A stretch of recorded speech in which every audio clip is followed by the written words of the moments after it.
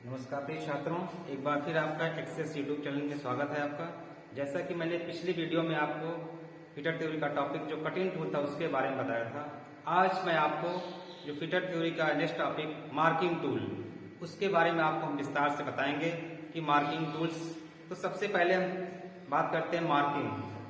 तो प्रिय छात्रों, मार्किंग का तात्पर्य यह है कि कोई भी कार्य जब होता है या बनाया जाता है तो उसके पहले उसका नक्शा बनाया। जैसे कि आप लोग जानते होंगे, जो भी इस समय कंस्ट्रक्शन हो रहे हैं, चाहे वो बिल्डिंग हो या भवन या किसी का निर्माण किया जाता है, तो सबसे पहले उसकी मार्किंग की जाती है प्लाट पर कि किस प्रकार से भवन बनना है। तो क्या होता है कि जब मार्किंग की जाती है तो उससे ज्ञात होता है कि यहाँ पे क्या चीज कैसे कार्य करना, वो कार्य की जानकारी मिलती है, किस जगह पे क्या कार्य होना है, उसी के अकॉर्डिंग काम होता है।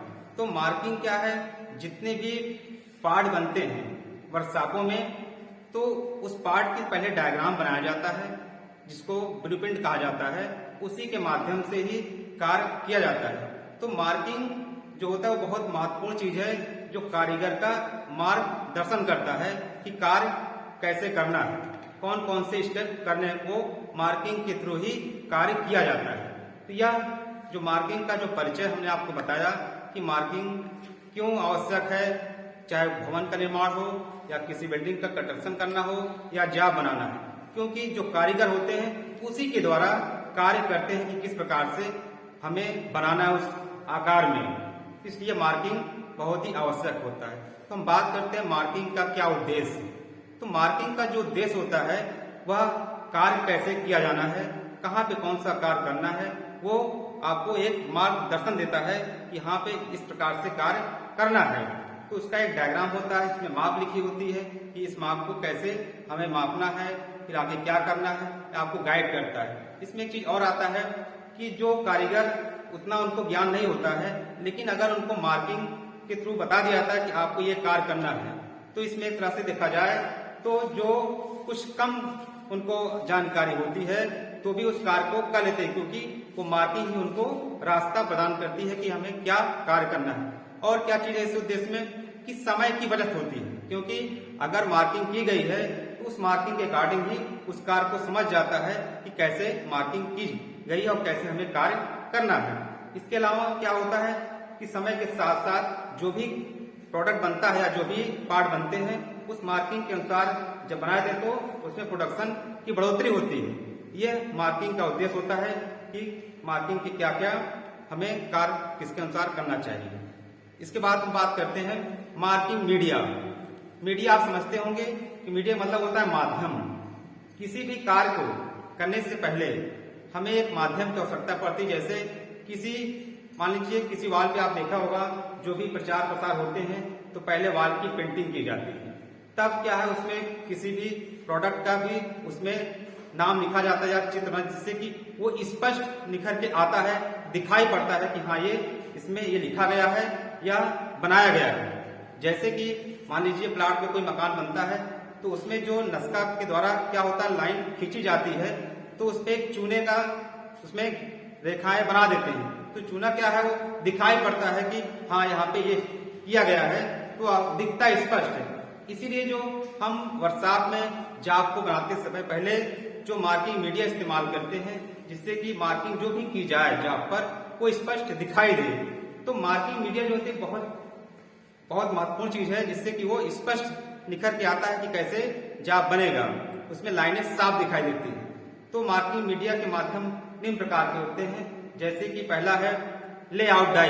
लेआउट डाई का मतलब है कि यहाँ पे एक सफेद पाउडर होता है जिसका लेप बनाया जाता है, वो जाप की सतह पर लगाया जाता है, जिससे कि जो भी कार्य करना है वो टूल्सों की सहायता से खींच दिया जाता है तो स्पष्ट लाइन दिखाई देती है।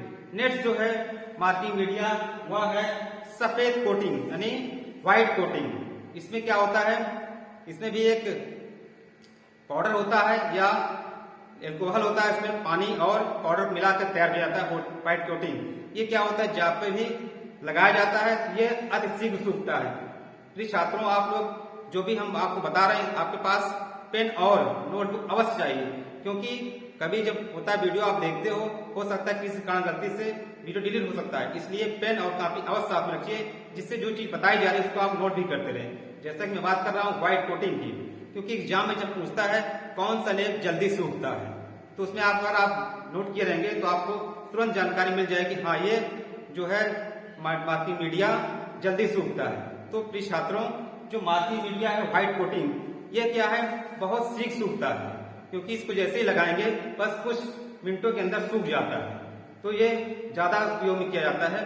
नेक्स्ट हमारा है पर्सियन ब्लू, यानी यह नीले रंग का होता है, या थोड़ा देर से सूखता है, लेकिन ये जो मार्किंग मीडिया है वह फिनिशिंग जॉब की सतह पर लगाया जाता है, क्योंकि इससे मार्किंग बहुत अच्छी और स्पष्ट दिखाई देती है, लेकिन ये क्या है, बहुत देरी से सूखता है।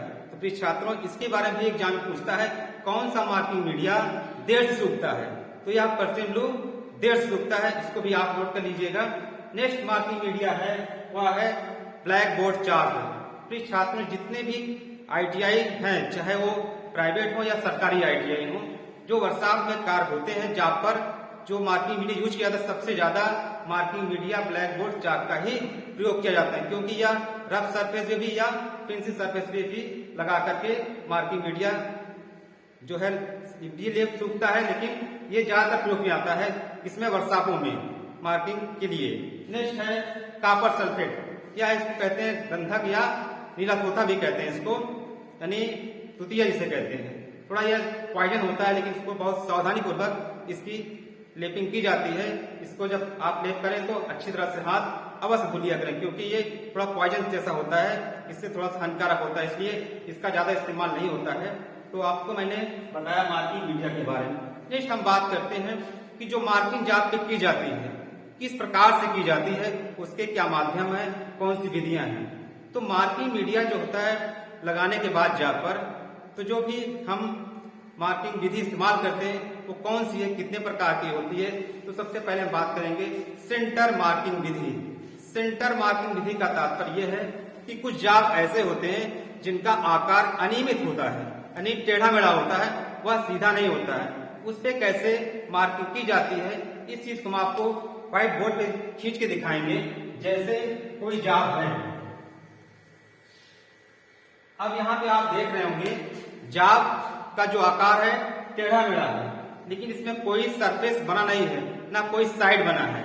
इसमें जो मार्किंग की जाती है उसका एक माध्यम होता है कि इस पर हम एक सेंटर लाइन खींच दें। इस सेंटर लाइन खींच देने से हमें ये ज्ञात होना है कि इस जगह पे आकार जो है हाइट, मतलब इसकी चौड़ाई कितनी है, यहाँ पे चौड़ाई कितनी है, उस पर एक स्ट्रेट लाइन खींच देंगे। इसके माध्यम से फिर क्या करेंगे, इन कॉर्नर को मिला देंगे। इसके आधार पर हम जॉब की मार्किंग कर सकते हैं सेंटर लाइन मार्किंग विधि से, जिससे जो भी आकार बना हमें वो एरिया मिल जाता है कहाँ पे मार्किंग करनी है।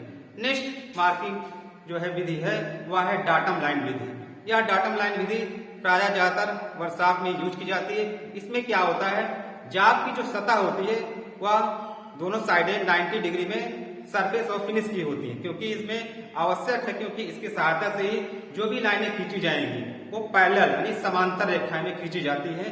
या जो विधि होती है ज्यादातर फिटर शॉप या जॉब को मार्किंग की ज्यादा इस्तेमाल की जाती है, क्योंकि इसमें क्या होता है, जैसे कि जॉब है, क्या है, ये जॉब है। जॉब की जो दोनों सतह है, यानी ये सतह और ये सतह, यानी दोनों साइड सतह, ये 90 डिग्री में सरफेस फिनिश की होती है। इस पे जो लाइनें खींची जाएंगी वो समांतर, जैसे कि ये लाइनें हैं, इस प्रकार लाइनें इसमें हम आसानी से मार्किंग टूल को सहायता से खींच सकते हैं। यह विधि डाटम लाइन विधि कहलाती है। नेक्स्ट जो है टेम्पलेट विधि, यानी टेम्पलेट मतलब होता है क्या है, यह एक पतली शीट का एक आकार है, ढांचा जो जॉब होता है डायग्राम उसके अकॉर्डिंग बना लिया जाता है, फिर उसी साइज में काट लिया जाता है।